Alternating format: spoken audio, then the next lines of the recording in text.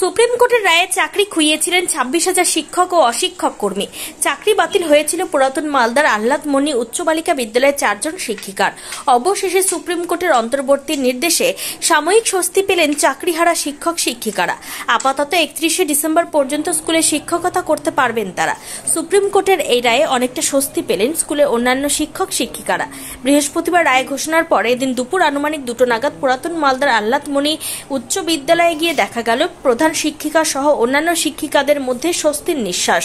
তার কারণ তারা জানালেন, চাকরি বাতিল রায়ের পর এই স্কুল থেকে 4 জন শিক্ষিকা বাদ হয়েছিলেন। তাতে অঙ্ক, ইংরেজি এবং ইতিহাস বিষয়ের ওপর সমস্যা তৈরি হয়েছিল। সুপ্রিম কোর্টের অন্তর্বর্তী নির্দেশে সাময়িক স্বস্তিতে স্কুলের পঠন পাঠন। আজকে সুপ্রিম কোর্টের যে রায়টা বেরোলো তাতে আমরা কিছুটা স্বস্তির নিঃশ্বাস ফেলছি।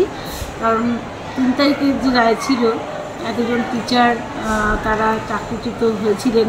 সেই জন্য আমাদের স্কুল 4 জন টিচার ছিলেন, তারা স্কুলে আসছিলেন না।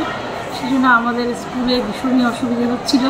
কারণ আমাদের ফার্স্ট সামেটিভ পরীক্ষা হয়ে গেল, এর মধ্যে তার মধ্যে তারা ডিউটি করলেন না, তাতেও অসুবিধা হয়েছে।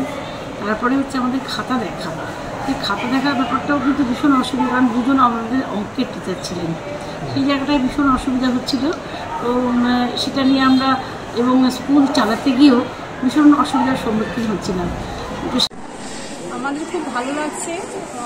আমাদের এই চাকরি চলে যাওয়ার খবরে আমরা হতাশা হয়ে পড়েছিলাম, হতাশাগ্রস্ত হয়ে পড়েছিলাম। আমাদের এই পরিস্থিতিতে বিশেষ করে খাতার সেশনের মাঝখানে খাতা দেখা খুব চাপ হয়ে গেছিলো, ক্লাসের চাপ ছিল।